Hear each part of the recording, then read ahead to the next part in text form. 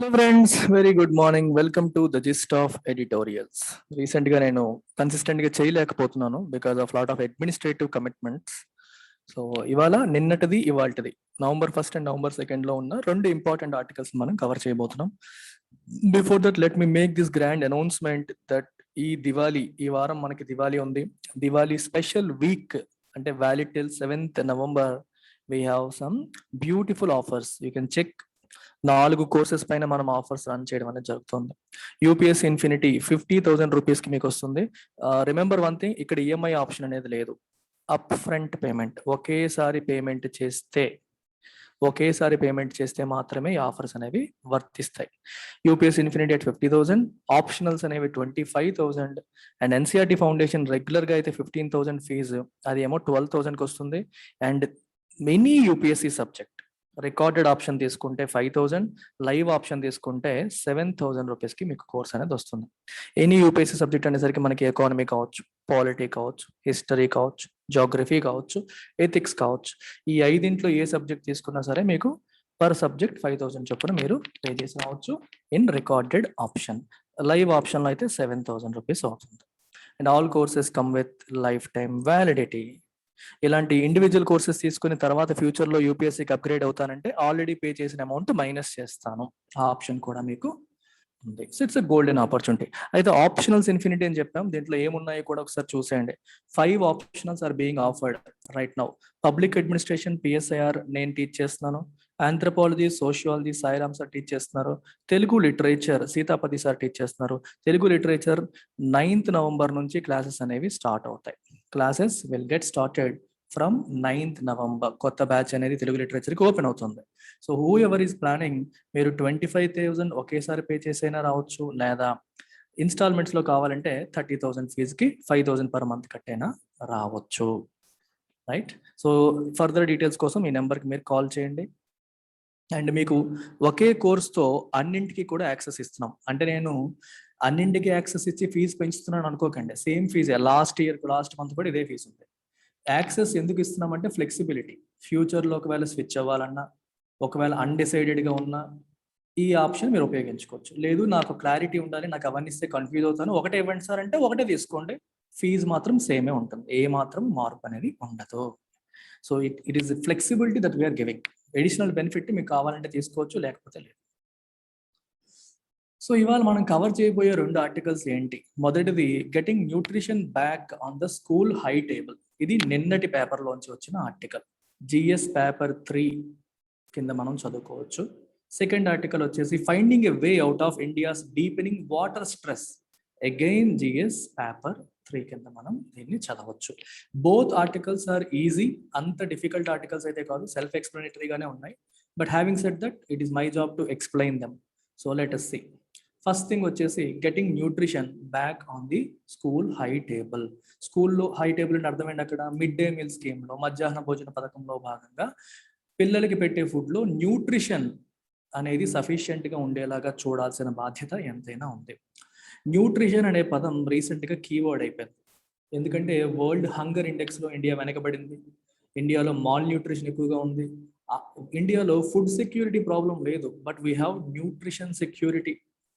What is the meaning of nutrition security అంటే సరిపడినంతగా micro nutrients మన దేశ ప్రజలకి వెళ్ళకపోవడం వల్ల మైక్రో న్యూట్రియంట్ డెఫిషియన్సీ వల్ల వచ్చే కొన్ని వ్యాధులు, కొన్ని ప్రాబ్లమ్స్, కొన్ని కండిషన్స్ కి దారితీస్తుంది. వాటిలో ప్రధానంగా మనం మాట్లాడుకునేది stunting and wasting.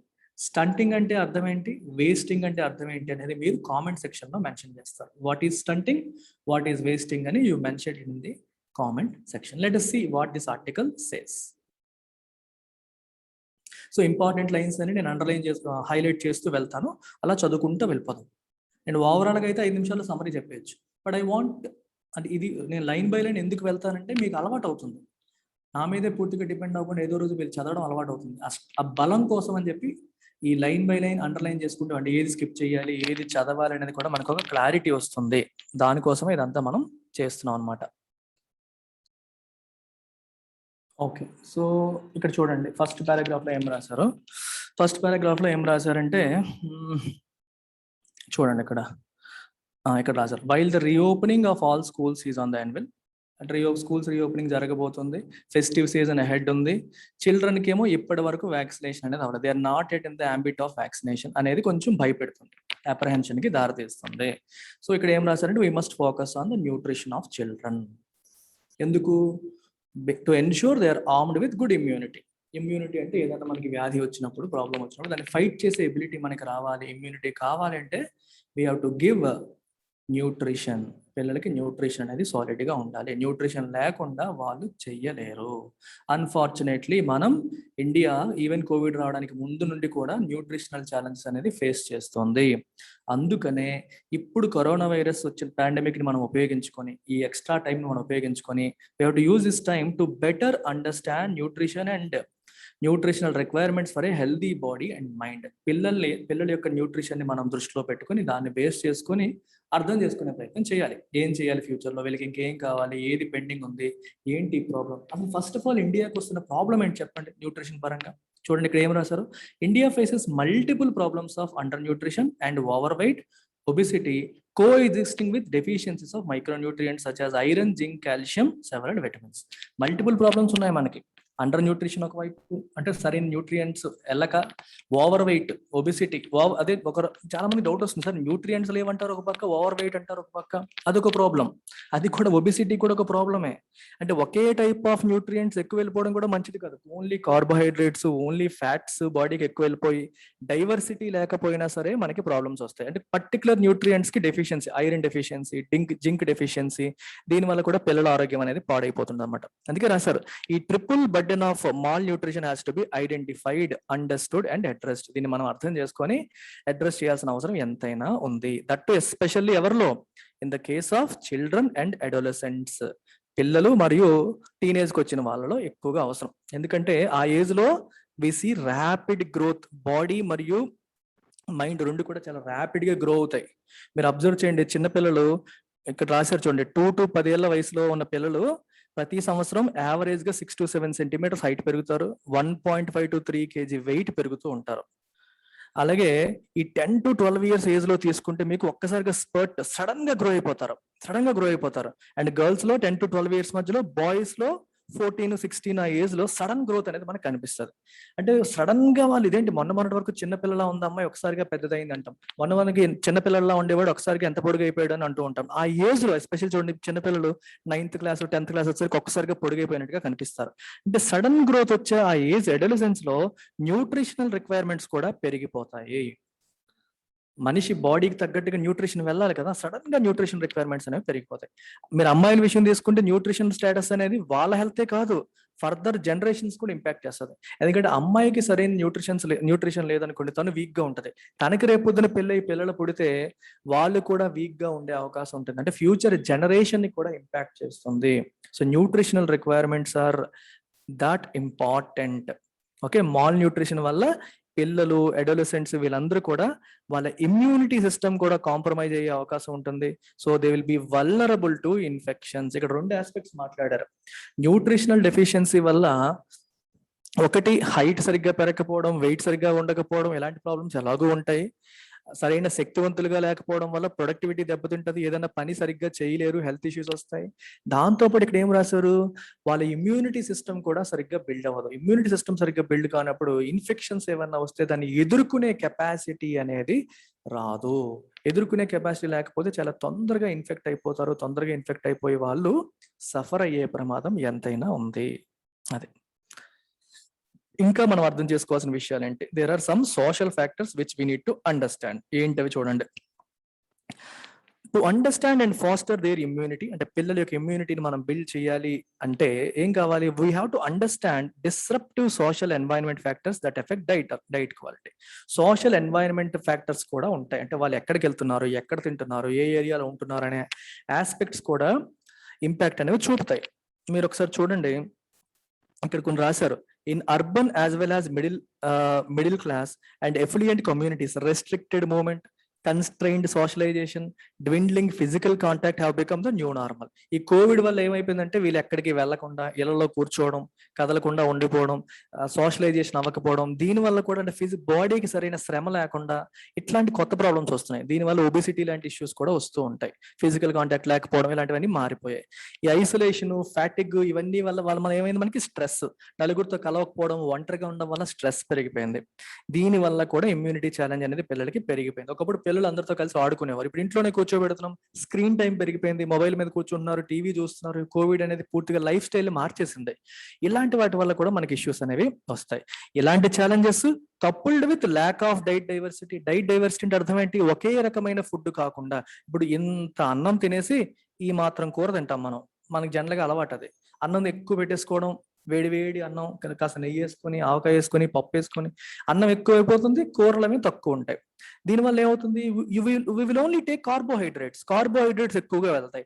Proteins, vitamins, iron, zinc ఇట్లాంటి న్యూట్రియంట్స్ యొక్క ఇంటేక్ అనేది తగ్గిపోతుంది. మన కడుపులో కొంత స్పేస్ ఉంటుంది, ఉన్న స్పేస్ అంతా మనం అన్నంతో నింపేస్తే మిగిలిన న్యూట్రియంట్స్ స్పేస్ ఎక్కడ ఇస్తున్నాం, ఇవ్వట్లేదు. కొంతమందికి అవకాశం ఉండి లేనిది ఇలాగా, ఇంకొంతమందికి అవకాశమే ఉండదు, వాళ్ళు ఫ్రూట్స్ కొనుక్కోలేరు, ఎక్కువ వెజిటబుల్స్ కొనుక్కోలేరు. సో అందువల్ల వాళ్ళు ఎంతసేపు రైస్ మీద ఆధారపడతారు. రైస్ లో ఉల్లిపాయ నంచుకొని తినేయడం, పెరిగేసుకొని ఉల్లిపాయ నంచుకొని తినేయడం, లేదా ఆవకాయ ఏదో కొనుక్కొని పచ్చడి నాకేసుకొని తినేయడం, ఇలా చేస్తూ ఉంటారు. దీనివల్ల ఏమవుతుందంటే డైటరీ డైవర్సిటీ అనేది ఉండదు, అన్ని రకాల ఫుడ్ తీసుకునే అవకాశం ఉండదు. సో అన్ని రకాల న్యూట్రిషన్స్ బాడీలోకి వెళ్ళవు. దానివల్ల ఏమవుతుంది, ఇంబ్యాలెన్స్డ్ మైక్రో న్యూట్రియంట్, ఇంబ్యాలెన్స్ అంటే బ్యాలెన్స్డ్ కాదు, ఇంబ్యాలెన్స్డ్ మైక్రో న్యూట్రియంట్ ఇంటేక్ వస్తుంది. అండ్ చూడండి, లేదా or consumption of high carbohydrates, high sugar foods వెళ్ళిపోతాయి. దీనివల్ల పిల్లల హెల్త్ అనేది ఎండేంజర్ అవుతుంది. వాళ్ళ యొక్క ఇమ్యూనిటీ కూడా కాంప్రమైజ్ అయిపోయి they will be vulnerable to infections కి ఎక్కువగా వాళ్ళు రిస్క్ ఫ్యాక్టర్స్ పెరిగిపోతాయి. ఇన్ఫెక్షన్స్ వచ్చే అవకాశం అనేది పెరిగిపోతుంది. అందుకనే the way we approach nutrition needs to change. మనం న్యూట్రిషన్ అప్రోచ్ అయ్యే విధానం అనేది మారాలి. న్యూట్రిషన్ అప్రోచ్ అయ్యే విధానం అనేది మారాలి అని చెప్పి ఇక్కడ అంటున్నారు. సో సొల్యూషన్ ఏం చెప్పారో కూడా చూద్దాం. అలాగే ఇక్కడ ఏం రాశారంటే need for a balanced diet. ఈ పదం ఇంపార్టెంట్. బ్యాలెన్స్డ్ డైట్ అంటే అర్థం ఏంటి, ఏ డైట్ అంటే మనం తీసుకునే food that comprises all required micro nutrients. అన్ని రకాల న్యూట్రియంట్స్ ఉన్న డైట్ బ్యాలెన్స్డ్ డైట్. అంటే కడుపు నింపే డైట్ బ్యాలెన్స్డ్ డైట్ కాదు, అన్ని రకాల ఫుడ్ మనకు అవసరమైనవన్నీ ఉండేది బ్యాలెన్స్డ్ డైట్. మీకు ఒక 2 పదాలు చెప్తాను చూడండి, ఇంపార్టెంట్ మీకు ఎగ్జామ్ పాయింట్ ఆఫ్ వ్యూలో. ఈ పదాలు చాలా కామన్ గా మనం చూస్తూ ఉంటాం. Food security, nutrition security. Food security అంటే అర్థం ఏంటి, ఫుడ్ అనేది ఎఫోర్డబుల్ గా ఉండడం, అంటే మనం కొనగలిగేలాగా, యాక్సెసిబిలిటీ ఉండడం, అవైలబిలిటీ ఉండడం. అవైలబిలిటీ, యాక్సెసిబిలిటీ అండ్ ఎఫోర్డబిలిటీ, ఈ 3 ఉంటే ఫుడ్ సెక్యూరిటీ ఉన్నట్టు. ఫుడ్ అందుబాటులో ఉండడం, we are only talking about food, we are not talking about nutrition. అయితే ఎటువంటి ఫుడ్, మనకి ఇండియాలో వచ్చే ప్రాబ్లం ఏంటంటే ఫుడ్ సెక్యూరిటీ ప్రాబ్లమ్స్ ఉన్నాయంటే లేవు. సో అందరికీ ఫుడ్ అందుబాటులోకి వస్తుంది, కానీ న్యూట్రిషన్ సెక్యూరిటీ ఉందా అంటే లేదు. అంటే అర్థం ఏంటి, ఫుడ్ ఉంది కానీ న్యూట్రిషన్ లేదు. అంటే మనం తినే ఫుడ్ బ్యాలెన్స్డ్ గా లేదు, డైటరీ డైవర్సిటీ అనేది లేదు. అందువల్ల మనం ప్రాబ్లమ్స్ ఫేస్ చేస్తాం. మీకు ఈ పదం వినుంటారు, ఏంటా పదం, హంగర్. హంగర్ అనే పదం మనం విన్నామా, విన్నాం. ఇండియాలో ఫుడ్ సెక్యూరిటీ ఉన్నప్పుడు హంగర్ ఎందుకు ఉంటుంది, ఉండదు అనుకుంటాం. కానీ there is something called hidden hunger.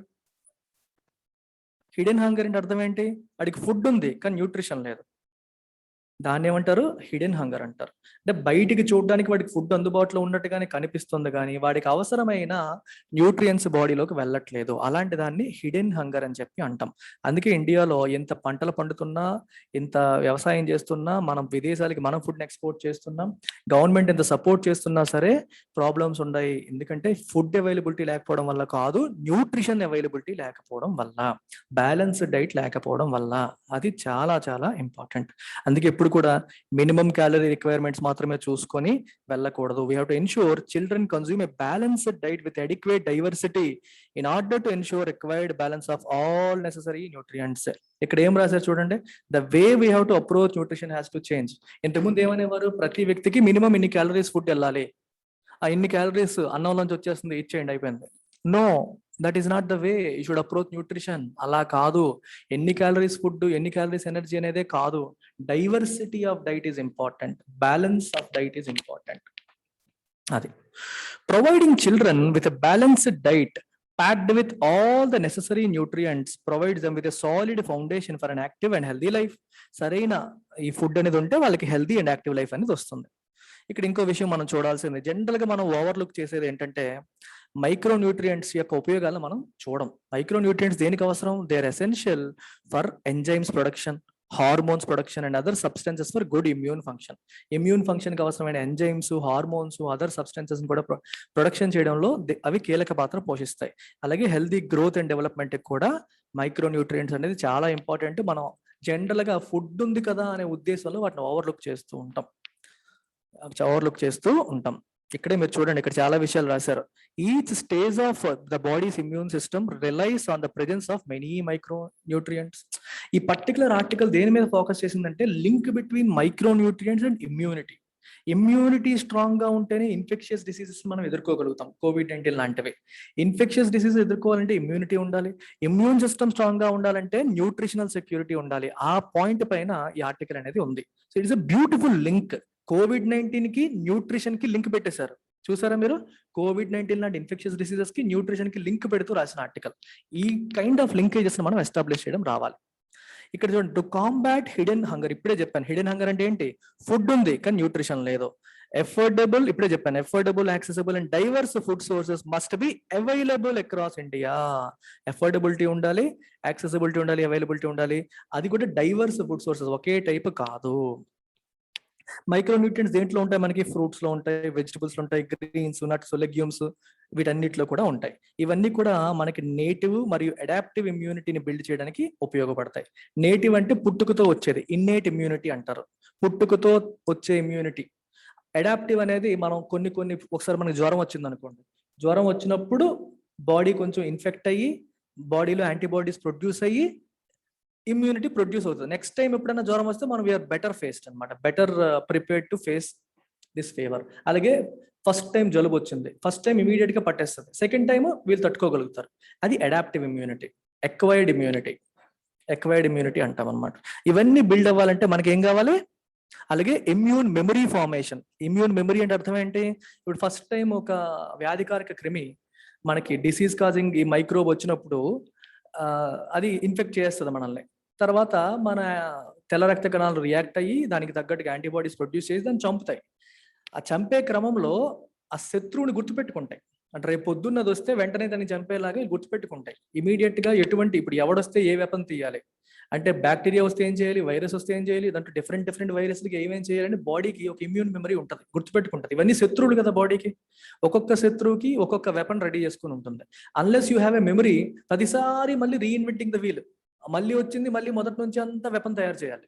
నేను మీకు అర్థమయ్యే భాషలో చెప్తున్నాను. వెపన్ అంటే అర్థం ఏంటి? బాడీలో ఆ బ్యాక్టీరియాని ఎదుర్కోవడానికి వీళ్ళు తయారు చేసుకునేవి ఈ యాంటీబాడీస్, ఇవన్నీ యాంటీబాడీస్ అని అలా అర్థం చేసుకోవచ్చు మీరు అనమాట.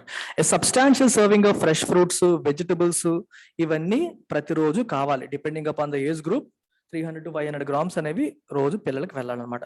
వీటితో పాటు కర్డ్, నట్స్ ఇలాంటివి ఇస్తే బెనిఫిషియల్ ప్రో బ్యాక్టీరియా ఇవన్నీ కూడా వస్తాయి. ప్రో బ్యాక్టీరియా అంటే ఉపయోగపడే బ్యాక్టీరియా, ప్రోబయోటిక్ బ్యాక్టీరియా అంటే మనకి మంచి అరుగుదలకి వాటికి హెల్ప్ చేస్తుంది. అయితే it is better to help them choose fresh fruits rather than juice. జ్యూసుల కంటే కూడా ఫ్రూట్స్ తినడం మంచిది. జ్యూసుల్లో మళ్ళీ షుగర్ వేసేసి షుగర్ ఇంటేక్ పెరిగిపోతుంది, పీచు పదార్థం లేకుండా అయిపోతుంది. ఫ్రూట్స్ తింటే పీచు కూడా, ఫైబర్ కూడా లోపలికి వెళ్తుంది అనమాట. అలాగే మీట్, పౌల్ట్రీ, సీ ఫిష్ కూడా వాళ్ళకి చాలా ఉపయోగపడతాయి. మిల్క్ ఆర్ కర్డ్ కూడా రిక్వైర్డ్ కాల్షియం ఇస్తాయి అండ్ ప్రోటీన్ మరియు న్యూట్రియంట్స్ కూడా అందిస్తాయి అనమాట. సో ఏ ఫుడ్ ఇవ్వాలని కూడా రాశారు. ఇవి పల్లెటూరులో ఎక్కువగా. అర్బన్ ఎఫిలియంట్ కమ్యూనిటీస్ తీసుకోండి. అర్బన్ లో డబ్బులు బాగా ఉన్న వాళ్ళకి కూడా ప్రాబ్లమ్స్ ఉన్నాయి. వాళ్ళు ఏం చేస్తారంటే హై క్యాలరీ స్నాక్స్ తినేస్తారు. స్వీట్ అండ్ బెవరేజ్, ఇప్పుడు వెళ్తాం మనం మెక్డొనాల్డ్కి వెళ్ళి ఒక బర్గర్ తింటాం, పక్కన పెప్సీ వేస్తాం. ఇదేమో స్వీట్ అండ్ బెవరేజ్, పక్కనేమో హై క్యాలరీ ఫుడ్. దీనివల్ల లావ్ అయిపోవడం, ఒబెసిటీ లాంటి ప్రాబ్లమ్స్ వస్తాయి. వీటిలో పనికొచ్చే బెనిఫిషియల్ న్యూట్రియంట్స్ ఎక్కువగా ఉండవు. ఇవేమో కడుపు నింపేస్తాయి. దానివల్ల బెనిఫిషియల్ న్యూట్రియంట్స్ తినకుండా మనం వెళ్ళిపోతాం. మీకు ఒక చిన్న ఎగ్జాంపుల్ చెప్పాలి. మా బాబు గురించి ఒక మాట చెప్తాను. వాడి పేరు సుహాస్. వాడికి ఏ ఫుడ్ ఇష్టం అంటే ఆన్సర్ రాదు.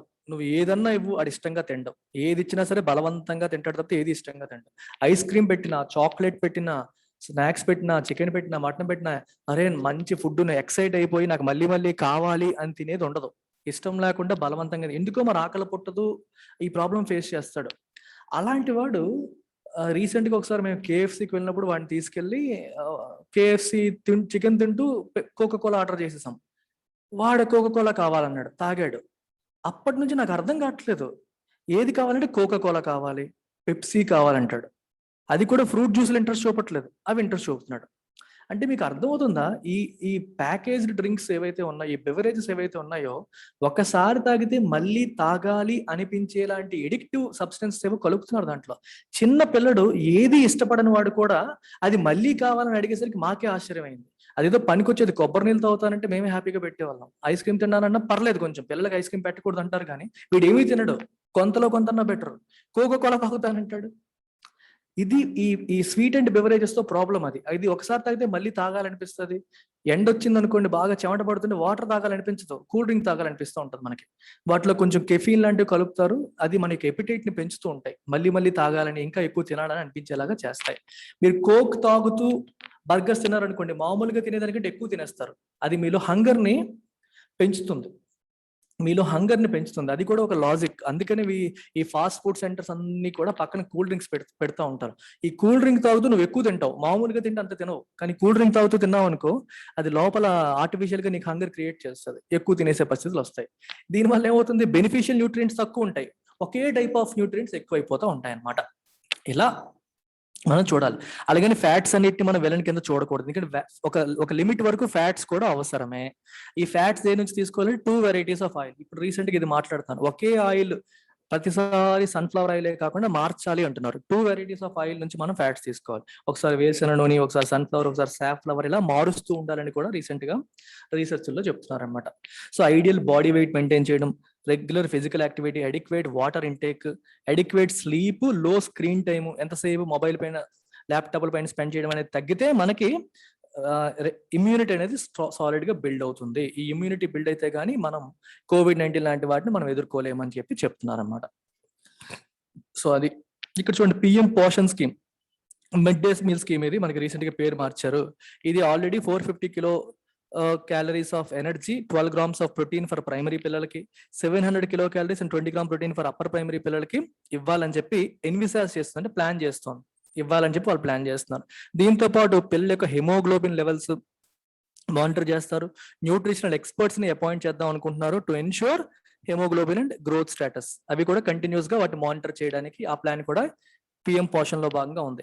ఇంకా న్యూట్రీ గార్డెన్స్, ఇది ఒక మంచి కాన్సెప్ట్. న్యూట్రీ గార్డెన్ అంటే అర్థమైనట్టే, మన చుట్టుపక్కల మొక్కలు పెంచుతుంటాం, ఇల్లు దగ్గర కానీ స్కూల్లో కానీ. ఆ పెంచేవి అందమైన మొక్కలు, పువ్వుల మొక్కలు కాకుండా మనకి న్యూట్రిషన్ అందించే పళ్ళ మొక్కలు, అంటే మామిడి కావచ్చు, లేకపోతే జామకాయలు కావచ్చు, ఇట్లాంటి గార్డెన్స్ పెంచండి. పెంచితే మనకు అవసరమైన న్యూట్రియంట్స్ అన్ని కూడా మన పక్కనే, మన సరౌండింగ్స్ లోనే అందుబాటులో ఉంటాయి. That is the concept of nutri garden, a garden which provides nutrition. వాటిపైన కూడా ఫోకస్ చేయడం అన్ని కూడా these are all welcome steps as we prepare to reopen schools. PM Poshan scheme లో భాగంగా ఇవన్నీ తీసుకొస్తున్నారు. న్యూట్రిషన్ ఇంప్రూవ్ చేయడానికి ప్రభుత్వం తీసుకొస్తున్న చర్యలు అనమాట ఇవన్నీ కూడా ఆహ్వానించదగ్గ పరిణామాలు అని చెప్తున్నారు. ఇంకా మనకి ఇక్కడ చూడండి, special provisions for nutritional items for children in districts with high prevalence of anaemia and involvement of farmer production organisation, self help groups. ఇవి కూడా మనకి చిల్డ్రన్ యొక్క న్యూట్రిషన్ ని ప్రమోట్ చేయడానికి హెల్ప్ అవుతాయి. అంటే కొన్ని డిస్ట్రిక్ట్స్ లో ఎనీమియా ఎక్కువ, ఎనీమియా అంటే ఐరన్ డెఫిషియన్సీ వల్ల వస్తుంది, మనకి రక్తహీనత అంటాం, ఐరన్ డెఫిషియన్సీ వల్ల వస్తుంది. ఇది ఎక్కువగా ఉండే డిస్ట్రిక్ట్స్ లో ఏం చేస్తున్నారంటే, ప్లాన్ చేస్తున్నారంటే ఫార్మర్ ప్రొడ్యూసర్ ఆర్గనైజేషన్స్ తోని, సెల్ఫ్ హెల్ప్ గ్రూప్స్ తోని లింకేజెస్ ఎస్టాబ్లిష్ చేసి, అంటే వీళ్ళకి పిల్లలకి కావాల్సిన ఎటువంటి ఫుడ్, ఐరన్ ఎక్కువగా ఉండే ఫుడ్ ని సప్లై చేయడం కోసం ఫార్మర్స్ తోనే డైరెక్ట్ గా లింకేజ్, మీరు మాకు సప్లై చేయండి స్కూల్కి. ఇలా లింకేజెస్ చేయడం వల్ల కూడా ఏమవుతుందంటే చిల్డ్రన్ యొక్క న్యూట్రిషన్ మనం ప్రమోట్ చేయడం అనేది అవుతుంది. అదే రాశారు, COVID-19 ఉన్నా COVID-19 లేకపోయినా గుడ్ ఇమ్యూనిటీ అనేది మంచి మంచి ఫ్యూచర్ కి ఒక ఫౌండేషన్ వేస్తుంది. After all, good nutrition, safe food and positive lifestyles are the cornerstones of great immune function. మంచి న్యూట్రిషన్ ఉండాలి, మంచి ఫుడ్ ఉండాలి, పాజిటివ్ లైఫ్ స్టైల్ అనేవి ఉండాలి. లైఫ్ స్టైల్ కూడా చాలా important. Lazy life style is not good. ఇది జరగాలంటే స్కూల్స్ రీఓపెన్ అయినప్పుడు they should become avenues for teaching nutrition as a life skill. అది ఒక లైఫ్ స్కిల్ లాగా చెప్పాలి. అంటే న్యూట్రిషన్ అనేది పాఠంలో భాగం కాదు. న్యూట్రిషన్ గురించి పిల్లలకి అవగాహన కల్పించాలి. నేను అన్ని రకాల ఫుడ్స్ నాకు సరిపడా న్యూట్రిషన్ తీసుకుంటున్నానా లేదని పిల్లోడికే తెలియాలి. That is a life skill. అన్ని రకాల న్యూట్రియంట్స్ వెళ్తున్నాయి లేదా వాడికి వాడే మానిటర్ చేసుకునేలాగా తను తయారు చేయాలి. It is our collective responsibility to ensure that our children are nurtured and nourished. వాళ్ళని ఆ రకంగా మనం నర్చర్ చేయాలి. నర్చర్ అంటే గ్రో, మెల్లమెల్లగా వాళ్ళకి అవసరమైనవి ఇచ్చి నర్చర్ చేయడం. నరిష్మెంట్ అంటే వాళ్ళకి అవసరమైనవన్నీ ఇవ్వడం, నరిష్మెంట్స్ అంటారు. ఇదంతా కూడా మన యొక్క responsibility. Okay, so this is it, that's about it. So దీంట్లో కీవర్డ్స్ వచ్చి nutritional security, food security, hidden hunger, అలాగే రెండు న్యూట్రిషన్ వల్ల వచ్చే 2 ప్రాబ్లమ్స్ రాయమని చెప్పాను కామెంట్ సెక్షన్ లో. స్టంటింగ్, వేస్టింగ్, వాటి మీనింగ్స్ తెలియాలి. అలాగే PM Poshan, exam point of వ్యూలో పిఎం పోషన్ లో ఏంటి అంటే ఎన్విసాజ్ చేశారు. లాస్ట్ లో ఒక పదం వచ్చింది చూసారా, Nutri gardens. This is important. Nutri gardens is another keyword. Next article ఇవాల్టి న్యూస్ పేపర్ నుంచి వచ్చింది. Finding a way out of India's deepening water stress. Water stress రోజు రోజుకి పెరిగిపోతుంది. దీని నుంచి బయటపడేది ఎలా అని దీనికి ఒక సొల్యూషన్ ఇవ్వడానికి ప్రయత్నం చేశారు థామస్ వర్గీస్. ఎవరు Thomas Varghese? Is a researcher and consultant on sustainable development in Kochi, Kerala. So దీని కథ ఏంటో ఒకసారి చూద్దాం. ఇప్పుడు ఈ దీంట్లోకి వెళ్లే ముందు let's understand some basics. Water problem మనం ఫేస్ చేస్తున్నామా లేదా? ఫేస్ చేస్తున్నాం. మనం జనరల్ గా చూస్తే ఒకవైపు ఏమో ఫ్లడ్స్ వస్తున్నాయి. ఫ్లడ్స్ అంటే ఏంటి? నదీ జలాలు పొంగి పొరలడం, వరదలు వచ్చేయడం అంటాం. అంటే ఎక్కువ వాటర్ ఉన్నట్టే కదా. ఒకవైపు ఏమో ఫ్లడ్స్ వస్తున్నాయి, ఇంకోవైపు ఏమో డ్రౌట్, వర్షాభావం వల్ల కరువు, పూర్తిగా వర్షాలు పడకపోవడం. 2 ప్యారలల్ గా జరిగిపోతున్నాయి. ఫ్లడ్స్ వస్తున్నప్పుడు ఉన్న ఎక్సెస్ వాటర్ అంతా ఎక్కడికి వెళ్ళిపోతుంది?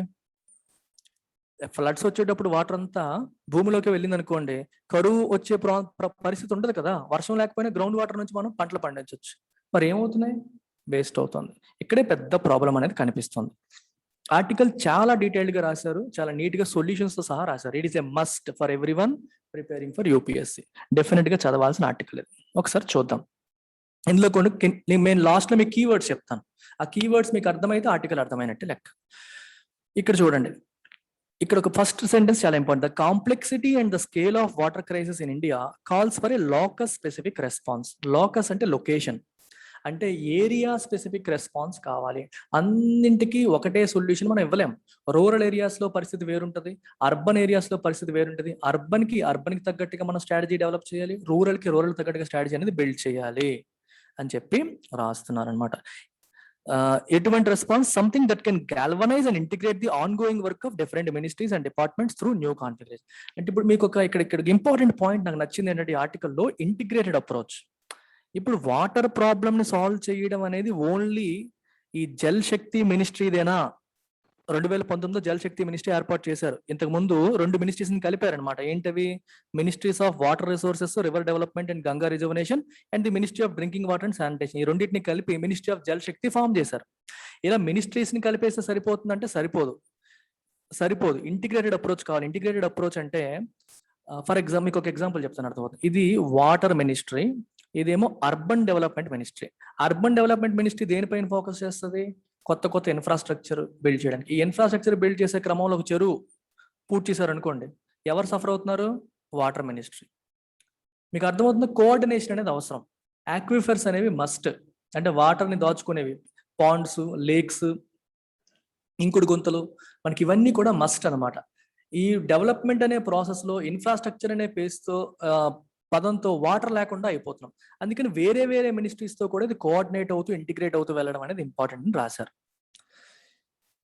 ఫస్ట్ మనం వాటర్ క్రైసిస్ గురించి అర్థం చేసుకోవాలంటే సోర్సెస్ గురించి అర్థం చేసుకోవాలి. అసలు వాటర్ ఎక్కడి నుంచి వస్తుంది? Let's understand the sources.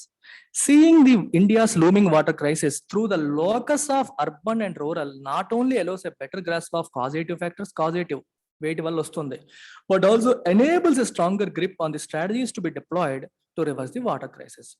Urban point of వ్యూలో చూద్దాం, రూరల్ పాయింట్ ఆఫ్ వ్యూలో చూద్దాం.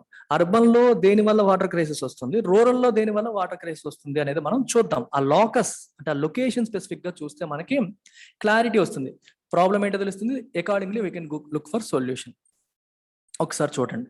Fundamental to this is the preliminary understanding of the sources from which the country draws water to meet its varying needs. అసలు water ఎక్కడి నుంచి వస్తుంది మనకి చూడండి. ఇక్కడ రూరల్ ఏరియాస్ లో 80 to 90% water drinking water, 75% agriculture water ఎక్కడి నుంచి వస్తుందమ్మా? Ground water sources. కేర్ఫుల్ గా గుర్తుపెట్టుకోవాల్సిన విషయం ఇది. రూరల్ లో మెయిన్ సోర్స్ ఆఫ్ వాటర్ ఏంటి? Ground water. అర్బన్ ఏరియాస్ లో ఓన్లీ 50 to 60% మాత్రమే ground water. Where's the remaining ఎక్కడి నుంచి వస్తుంది? Surface water sources such as rivers often located far in addition to lakes, tanks, reservoirs. Reservoirs, lakes, tanks rivers నుంచి, నదుల నుంచి ఎక్కడి నుంచో తీసుకొస్తారు. సిటీస్ లో, పల్లెటూరులో గ్రౌండ్ వాటరే సరిపోతుంది. అది ఇక్కడ రాసిన విషయం. అయితే దీని అర్థం ఏంటి? మనకి గ్రౌండ్ వాటర్ అనేది ఒక ఇంపార్టెంట్ రోల్ ప్లే చేస్తుందని తెలుస్తుందా? చూడండి, మనకి రూరల్ ఏరియాస్ లో వచ్చేసరికి 80 to 90%, అర్బన్ లో 50 to 60% కూడా గ్రౌండ్ వాటరే. మరి గ్రౌండ్ వాటర్ ఎనఫ్ రీఛార్జ్ అవుతుందా? ఎనఫ్ మెయింటైన్ చేయగలుగుతున్నామా? లేదు. చూద్దాం. According to composite water management index released by NITI Aayog, 21 major cities లో on the brink of exhausting ground water resources. On the brink అంటే ఎడ్జ్ లో ఉన్నాయి. గ్రౌండ్ వాటర్ ని పూర్తిగా ఎగ్జాస్ట్ చేసే పొజిషన్కి వెళ్ళిపోయాయి. అంటే వాటికి అవసరమైన వాటర్ గ్రౌండ్ వాటర్ నుంచి వచ్చే పరిస్థితులు కనిపించట్లేదు. 2030 కల్లా డిమాండ్ ఫర్ వాటర్ అనేది సప్లైకి డబుల్ అయిపోయే అవకాశం కనిపిస్తుంది. These things have to be mentioned in your mains answer writing. Water crisis గురించి ఆర్టికల్ రాసినప్పుడు నీతి ఆయోగ్ వాళ్ళు రిలీజ్ చేసిన ఈ డేటాని, ఈ ఫ్యాక్ట్స్ ని మనం ఆన్సర్ రైటింగ్ లో రాస్తే బాగుంటుంది. It adds legitimacy to your answer. Answer ఇంకా అందంగా కనిపిస్తుంది. మంచి సోర్సెస్ ని మీరు పెడితే చదువుతున్నారనే విషయం వాళ్ళకి అర్థమవుతుంది. ఒకసారి చెన్నైలో ఏం జరిగిందో చూసేద్దామా? ఏం జరిగిందమ్మా చెన్నైలో గుర్తుందా? ఆల్మోస్ట్ నెల రోజుల పాటు వాటర్ లేక ఇబ్బందులు పడిపోయారు. 2019లో చెన్నైలో life came to a standstill. Parts of city went without piped water for months. రైలు బోగిల్లో వాటర్ తీసుకెళ్లిన పరిస్థితి మనం చూసాం. ఇదంతా ఇప్పుడు మర్చిపోయి ఉండొచ్చు, కానీ it remains a spectacle of the impending tragedies brought about by the cities inability to meet the basic needs. ప్రజల యొక్క బేసిక్స్ నీడ్స్ మీట్ అవ్వలేకపోతే ఎటువంటి పరిస్థితులు వస్తాయి? ఇంపెండింగ్ రాబోతున్న ట్రాజడీస్ ఒక నిజరూప దర్శనం లాగా అనమాట. రేపు పొద్దున్న ముంబైలో జరగచ్చు, హైదరాబాద్ లో జరగచ్చు, ఎక్కడైనా జరగచ్చు. చెన్నైలో మనకు చూపించేసింది రేపు పొద్దున ఇలాంటివి మనం ఫేస్ చేయబోతున్నాం అని చెప్పి చూపించింది. బేసిక్ నీడ్స్ ని మనం ఫోకస్ చేయకపోతే ఇలాంటి ప్రాబ్లమ్స్ మనం ఫేస్ చేస్తాము. రైట్, అది కదా. అయితే ఇక్కడ సమస్య ఏంటో కూడా చూద్దాం. ఎందుకు చెన్నైలో ఈ ప్రాబ్లం ఎందుకు వచ్చిందంటే, చాలా మంది ఏమంటున్నారంటే తక్కువ రెయిన్ఫాల్ పడింది లాస్ట్ ఇయర్ తో కంపేర్ చేస్తే, అందువల్లే క్రైసిస్ వచ్చింది అంటున్నారు. ఎస్, కరెక్టే. రెయిన్ఫాల్ అనేది లాస్ట్ ఇయర్ కంటే 50% తక్కువే. కానీ ఓన్లీ ఆ ఒక్క ఫ్యాక్టరీ అనుకుంటామా? నో, ఆ ఒక్క ఫ్యాక్టరీ కాదు. ఒక ఫ్యాక్టరీ అనుకుంటే కష్టం. ఎందుకంటే మనకి వ్యాగరీస్ ఆఫ్ రెయిన్ఫాల్ ప్యాటర్న్స్, మనకి రోజుకి క్లైమేట్ మారిపోతుంది, పరిస్థితులు మారిపోతున్నాయి. ఇవాళ వర్షం పడింది కాబట్టి ఇది, వర్షం పడలేదు కాబట్టి ఇది అని తేల్చేయకూడదు. అవి జరుగుతాయి. ఇంకా you cannot just blame it on it and relax. ఆ ప్రాబ్లం వస్తుందని ఊహించాలి, వస్తే మనం ఎలా ఎదుర్కోవాలని చెప్పి సిద్ధపడాలి. అందుకనే మనం తీసుకోవాల్సిన స్టెప్స్ ఏవైతే ఉన్నాయో, తప్పుడు స్టెప్స్ వల్ల తప్పుడు పనులు అవుతాయి, కరెక్ట్ గా తీసుకుంటే యాక్షన్స్ కరెక్ట్ గా ఉంటాయి. అందుకని ఇలాంటి క్రైసిస్ కి కారణం ఓన్లీ క్లైమేట్ చేంజ్ అని అనకుండా, మనం తీసుకున్న రాంగ్ స్టెప్స్ అని కూడా మనం అర్థం చేసుకోవాలి. అంటే ప్రభుత్వం తప్పుడు స్టెప్స్ తీసుకోవడం వల్ల కూడా ఇలాంటి ప్రాబ్లమ్స్ వచ్చాయి. ఏంటో తప్పుడు స్టెప్స్, అవి రిపీట్ కాకుండా ఉండాలంటే ఏం చేయాలనే విషయంలో అధ్యయనం అనేది జరగాలి. చీఫ్ అమాంగ్ దీస్ అంటే ప్రభుత్వం చేసిన ఈ తప్పుడు పనుల్లో ఇంపార్టెంట్ ఏంటి చూడండి, మీకు అందరికీ తెలిసినవే. City that has been built by incremental encroaching flood plains. Flood plains ని ఎంక్రోజ్ చేసుకుంటూ వచ్చేసింది. ఫ్లడ్ ప్లైన్ అంటే అర్థం ఏంటి? ఇది ఒక నది అనుకోండి. ఈ నదికి ఆనుకొని ఉన్న ఈ ఏరియా అంతా కూడా ఫ్లడ్ ప్లైన్స్ అంటాం. సో ఇదంతా ఎన్క్రోజ్ చేస్తారు. ఇదంతా ఎన్క్రోజ్ చేసి సిటీ బిల్డ్ చేసుకుంటూ వెళ్ళిపోయారు. అంటే నది ఎక్స్పాండ్ అవ్వడానికి స్పేస్ లేదు, ఏమీ లేదు. సో ఇది ఈ ఫ్లడ్ ప్లైన్స్ ని ఎంక్రోజ్ చేసుకుంటూ, అలాగే మరి చూడండి, అండ్ పేవింగ్, ఇంకా ఏం రాశారు ఇక్కడ? Paving over lakes and wetlands. Lakes ని, వెట్లాండ్స్ ని కూడా ఆక్రమించుకుంటూ వెళ్ళిపోయారు ఇన్ఫ్రాస్ట్రక్చర్ పేరుతో. అవి ఉంటే ఏమయ్యేది? మనకి రీఛార్జ్ అయ్యేవి, గ్రౌండ్ వాటర్ రీఛార్జ్ అయ్యేది. ఇప్పుడు ఊర్లో నీకు ఒక చెరువు ఉంది అనుకోండి, ఉంటే నీకు అందులో వాటర్ మెల్లగా వర్షం పడినప్పుడు అలా పడుతుంది, లేదా వేరు వాటి నుంచి వరద నీరంతా కూడా ఇందులో చేరుతుంది. అది మెల్లగా గ్రౌండ్ వాటర్ని రీఛార్జ్ చేస్తుంది. ఇక్కడ చెరువే లేకుండా చేసేస్తే ఇంకేమవుతుంది? మొత్తం అంతా సముద్రంలో కలిసిపోవడమే, చేసేది ఏం ఉండదు. రీఛార్జ్ అవ్వకుండా, వాటర్ రీఛార్జ్ అవ్వకుండా ఆగిపోయింది. ఇంకా this was further exacerbated by loss of green cover. Green cover అంటే చెట్లు పొట్లు మొత్తం కొట్టేయడం వల్ల. అవి అట్లీస్ట్ ఉంటే వాటర్ రిటెన్షన్కి హెల్ప్ అయ్యేవి. అవి కూడా లేవు, ఎందుకంటే ఇన్ఫ్రాస్ట్రక్చర్ ప్రాజెక్ట్స్ కోసం వాటిని కొట్టిపారేస్తున్నారు. దీనివల్ల ఏమవుతుందంటే మనకి ఇలాంటి ప్రాబ్లమ్స్ అనేవి మనం ఫేస్ చేస్తున్నాం అనమాట. అది ఇలాంటి సిచ్యువేషన్ మనకి చెన్నైలో మ్యాగ్నిఫై అయ్యింది.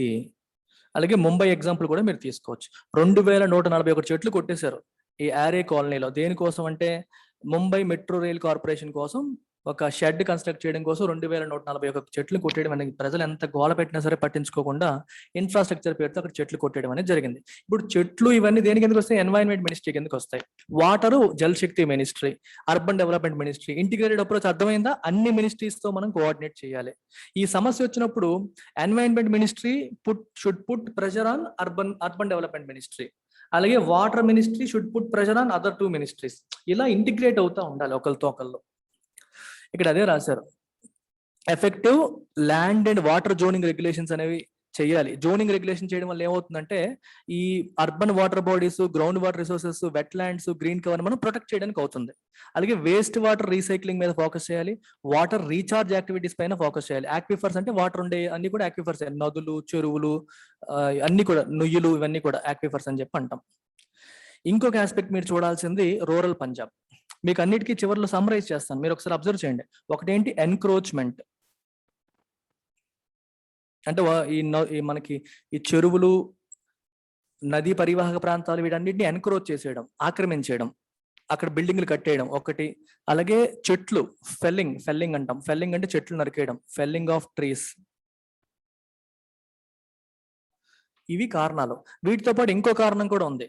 రూరల్ పంజాబ్ అనేది పెద్ద కారణం. రూరల్ పంజాబ్ లో మనకి ఏమైందంటే గ్రీన్ రెవల్యూషన్, ఫస్ట్ మనకి గ్రీన్ రెవల్యూషన్ ఇంప్లిమెంట్ చేసింది రూరల్ పంజాబ్ లో. గ్రీన్ రెవల్యూషన్ లో భాగంగా మనం దేన్ని తీసుకొచ్చామమ్మా? హై ఈల్డ్ వెరైటీ సీడ్స్ తీసుకొచ్చారు. ఏంటవి? రైసుని, గోధుమలు. ఈ హై ఈల్డ్ వెరైటీ సీడ్స్ ఏం చేస్తాయి? ఎక్కువ దిగుబడిస్తాయి. కానీ ఇవి వాటర్ ఇంటెన్సివ్ క్రాప్స్ అంటే ఎక్కువ వాటర్ని తీసుకుంటాయి. ఈ పంటలు పండడానికి ఎక్కువ నీరు కావాలి. నీరు ఎక్కడి నుంచి వస్తుంది? Ground water. గవర్నమెంట్ కూడా పవర్ సబ్సిడీస్ ఇచ్చింది. పవర్ సబ్సిడీస్ ఇవ్వడం వల్ల ఏమైంది? పవర్ ఖర్చు గవర్నమెంట్ భరిస్తుంది. సో ఇష్టం వచ్చినట్టు రోజంతా గ్రౌండ్ వాటర్ పంప్ కొట్టేశారు. మొత్తం నూతుల నుంచి వాటి నుంచి ఇష్టం వచ్చినట్టు తీసేసి పంట పండించేవారు. సో గ్రౌండ్ వాటర్ చాలా ఫాస్ట్ గా ఎగ్జాస్ట్ అయిపోయింది. ఇప్పుడు ఏమంటారంటే ఇంకొక 25 ఏళ్లలో పంజాబ్ అనేది ఒక ఎడారిగా మారిపోబోతుంది. అని కూడా చెప్తున్నారు. మీకు అర్థమైందా? ఈ వాటర్ ఇంటెన్సివ్ క్రాప్స్ ఒకవైపు, ఈ పవర్ సబ్సిడీస్ వల్ల, ఇరిగేషన్ కోసం చేయడం వల్ల కూడా ఇలాంటి పరిస్థితి మనకి తీసుకొచ్చింది. ఇది మనం ఆపకపోతే అతి త్వరలో పంజాబ్ అనేది మనకి ఒక ఎడారిలా మారిపోయే అవకాశం ఉంది అని కూడా చెప్తున్నారు అన్నమాట. That's what they are trying to say. So అందుకే ఇక్కడ ఏం రాశారు? Such an approach to water conservation again becomes new configurations between sectors and disciplines. Sector level lo different ministries, departments of water resources must coordinate efforts with their counterparts in agriculture. చూడండి, ఇక్కడ agriculture వచ్చిందా లేదా? Agriculture మినిస్ట్రీతో మాట్లాడాలి, environment మినిస్ట్రీతో మాట్లాడాలి, urban development, rural development తో మాట్లాడాలి. ఇవన్నీ మాట్లాడి they have to achieve water and food security. ఇది ఎక్కడ? సెక్టర్ లెవెల్లో. అలాగే డిసిప్లినరీ లెవెల్లో, డిసిప్లిన్ అంటే ఇంప్లిమెంటేషన్ లెవెల్ మీరు తీసుకుంటే governance and management should increasingly interact and draw from expertise of fields such as hydrology, hydrogeology and agriculture sciences. ఇక్కడ 3 పదాలు వచ్చాయి. హైడ్రాలజీ అంటే అర్థం ఏంటంటే study of distribution of water అన్నమాట. వాటర్ ఎలా వస్తుంది, ఎలా గ్రౌండ్ వాటర్ కింద మారుతుంది, ఎలా పడుతుంది, ఎలా డిస్ట్రిబ్యూట్ అవుతుంది, ఎలా మూవ్ అవుతుంది, movement and distribution of water hydrology. Hydrogeology అంటే గ్రౌండ్ వాటర్ మేనేజ్మెంట్ ని స్టడీ చేయడం. గ్రౌండ్ లోకి వాటర్ ఎలా వెళ్తుంది, సర్ఫేస్ కింద వాటర్ ఎలా ఉంటుంది, ఇదంతా కూడా హైడ్రోజియాలజీ. ఇక్కడ వాటర్ షెడ్ అనే పదం రాశారు, చూసారా? What is the meaning of water shed? Water shed అంటే అర్థం ఏంటి? ఇక్కడ ఫోటో కూడా తీసుకొచ్చినట్టున్నాయా? ఇక్కడ చూడండి. వాటర్ షెడ్ అంటే ఇది, ఈ ఎంటైర్ ఏరియా అనేది మనకి వాటర్ షెడ్. ఈ లోపలది అంటే మనకి వర్షం వస్తుంది కదా, వర్షం పడింది, ఇందులో పడిన వాటర్, ఇది ఆక్విఫర్. ఆక్విఫర్ అంటే ఒక నది కావచ్చు, లేకపోతే చెరువు కావచ్చు, ఇలాంటివన్నీ ఆక్విఫర్. వాటర్ షెడ్ అంటే డ్రైన్, అంటే ఎక్కడి నుంచో వస్తున్న వాటర్ ని ఒక ఆక్విఫర్ లోకి పంపించేది వాటర్ షెడ్. అర్థమైందా? ఒక డ్రైనేజ్ బేసిన్ లాగా అనమాట. Something that drains water into aquifer. Aquifer అంటే చెరువు, నది, ఇలాంటి వాటన్నిటిని మనం ఆక్విఫర్స్ అంటాం. ఇప్పుడు చూడండి, కొండల నుంచి ఇక్కడ అలా వాటర్ వస్తుంది, ఇలా వస్తున్న వాటర్, ఇలా వస్తున్న వాటర్, ఇదంతా దేంట్లోకి వెళ్ళింది? ఇప్పుడు ఆక్విఫర్లోకి వెళ్ళింది. సో ఈ బయటికి వేస్ట్ అవ్వకుండా, వేస్ట్ కాకుండా ఒక నదిలోకి కానీ ఒక చెరువులోకి కానీ వెళ్ళేలా చేసే ఏరియాని మనం వాటర్ షెడ్ అని చెప్పి అంటాం. ఈ పిక్చర్ చూస్తే మీకు అర్థమవుతుంది. సో ఈ వాటర్ అంతా కూడా దీంట్లోకి వెళ్తుంది అన్నమాట. సో వీటన్నిటిపైన ఫోకస్ చేయాలి, అర్థం చేసుకోవాలి అని చెప్పి ఇక్కడ రాస్తున్నారు. హైడ్రాలజీ అంటే చెప్పాను కదా మీకు, study of movement and distribution of water. అది surface level, ground water level రెండు కలిపింది అయితే hydrology. Only ground water study చేసేది హైడ్రోజియాలజీ. ఇక్కడ ఏం రాశారు? Aquifer mapping and recharge. Aquifers అంటే ఈ చెరువులు, ట్యాంక్స్ ఇవన్నీ వాటిని మ్యాప్ చేయడం, రీఛార్జ్ చేయడం. అంటే ఎక్కడెక్కడ ఉన్నాయి. మ్యాపింగ్ అంటే అర్థం ఇక్కడ ఒకటి ఉంది, ఇక్కడ ఒకటి ఉంది, ఇక్కడ ఒకటి ఉంది, ఇక్కడ ఒకటి ఉంది. వీటిలో రీఛార్జ్ అంటే ఇవి నిండేలాగా చేయడం కోసం ప్లాన్ వేయాలి. ఈ ప్లాన్ కోసం ఏం చెప్తున్నారంటే మళ్ళీ you have to involve those local level people. Local level పీపుల్ని కూడా ఇన్వాల్వ్ చేసి చెయ్యాలని చెప్పి కూడా రాశారు. ఇక్కడ చూడండి, ministry of Jal Shakti had announced an ambitious plan to provide water connections. అందరికీ కూడా వాటర్ కనెక్షన్స్ ఇవ్వాలని ప్లాన్ వేసుకుంది. సప్లై చేయడానికి ప్లాన్లు ఉన్నాయి, వాటరే లేకుండా ఎక్కడి నుంచి కనెక్షన్స్ ఇస్తాం? ఆల్రెడీ మనం వాటర్ రిసోర్స్ ఏమో ఎరోజన్ చూస్తాం, తగ్గిపోతున్నాయి, డిమాండ్ ఏమో పెరిగిపోతుంది. సో గవర్నమెంట్ యొక్క థ్రస్ట్ అంటే ఫోర్స్, ప్రెషర్ దేని మీద ఉండాలి? Should not be on promising water supply. Water supply మీద ఉండకూడదు. దేని మీద ఉండాలి? Protecting and conserving water supply. Supply మీద ఉండొచ్చు, కాదనట్లేదు, కానీ ఫస్ట్ ఉన్న వాటర్ని ప్రొటెక్ట్ చేసుకోవాలి. వేస్టేజ్ ఎక్కువ జరుగుతుంది, గ్రౌండ్ వాటర్ రీఛార్జింగ్ జరగట్లేదు, దానిపైన ఎక్కువగా ప్రభుత్వం ఫోకస్ చేయాలి.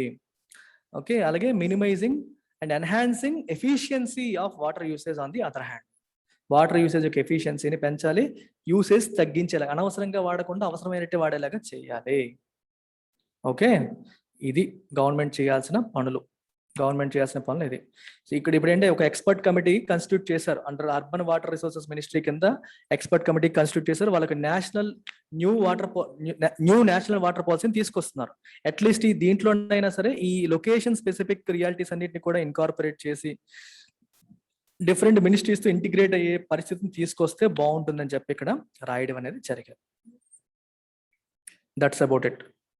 సో దీంట్లో మీకు ఇంపార్టెంట్ కీవర్డ్స్ వచ్చేసరికి గ్రౌండ్ వాటర్ రీఛార్జింగ్, ఆక్విఫర్ అంటున్నాం, హైడ్రాలజీ, హైడ్రోజియాలజీ, ఆక్విఫర్ మ్యాపింగ్, ఎక్కడెక్కడ ఉన్నాయి వాటిని మ్యాప్ చేసి రీఛార్జ్ చేయడానికి ప్లాన్స్ చేయాలి. Plus most important integrated approach, అంటే ఒక ఐసోలేటెడ్ గా ఆలోచించకుండా ఇంటిగ్రేటెడ్ గా ఆలోచించాల్సిన అవసరం ఎంతైనా ఉంది.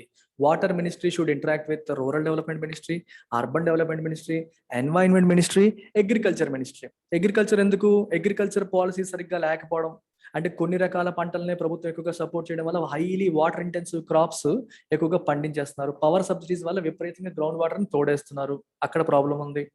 తర్వాత మీకు ఎన్వైరన్మెంట్, చెట్లు కొట్టేయడం, ఈ ప్రాబ్లం కనిపిస్తుంది. Urban and rural development, infrastructure పేరుతో ఈ చెరువుల్ని వాటిని పూర్తిగా పూర్తి చేస్తున్నారు. అందుకనే అన్ని డిపార్ట్మెంట్స్ తోని ఇంటరాక్ట్ అయ్యి కోఆర్డినేటెడ్ ఎఫర్ట్స్ అనేవి తీసుకురావాలి. ఇక్కడ ఇంకొక ఆస్పెక్ట్ కూడా రాశారు, అది I think I have missed out somewhere, అది మీకు చెప్తాను. ఇంకొక ఆస్పెక్ట్ ఏంటంటే కమ్యూనిటీ పార్టిసిపేషన్. కమ్యూనిటీ పార్టిసిపేషన్ అంటే అర్థం ఏంటి? You go to A village, చాలా ఇంపార్టెంట్ ఇది. ఒక విలేజ్కి వెళ్ళావు, విలేజ్ లో ఎన్ని చెరువులు ఉన్నాయి?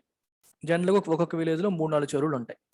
సో విలేజ్ కి అక్కడ దగ్గరలో ఉన్న ఎన్జిఓస్, స్వచ్ఛంద సంస్థలు కానీ ఎవరినన్నా సరే వాళ్ళతో కోఆర్డినేట్ చేసి గవర్నమెంట్ మినిస్ట్రీకి సంబంధించిన వ్యక్తులు, గవర్నమెంట్ అఫీషియల్స్, ఎన్జిఓస్ కలిసి విలేజ్ లోకి వెళ్ళాలి.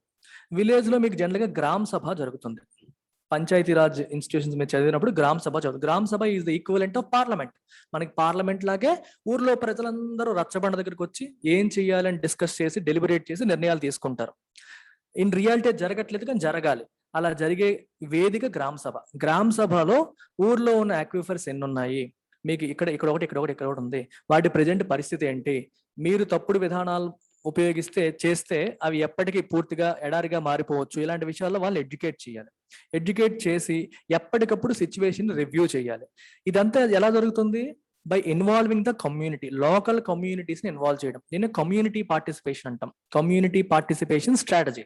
మనం ఏదో ఆకాశంలో ప్లాన్లు వేసేసుకుంటే సరిపోదు. గ్రౌండ్ లెవెల్లో ప్రజల్ని మనం ఎడ్యుకేట్ చేయకపోతే సొల్యూషన్ రాదు. Okay, so community participation programs ద్వారా కూడా మనం వాళ్ళు ఎడ్యుకేట్ చేసి వాళ్ళ చెరువుల్ని వాళ్ళే కాపాడుకునేలా చేసి, వాళ్ళే సోక్ పిట్స్, ఇంకుడు గుంతలు తవ్వేలా చేసి వాటిని కూడా పెరిగేలా చేయడం ద్వారా కూడా మనం ఇలాంటి ప్రాబ్లమ్ని సాల్వ్ చేయవచ్చు. Okay, so community involvement is a must. అది that's about it. Take care, bye.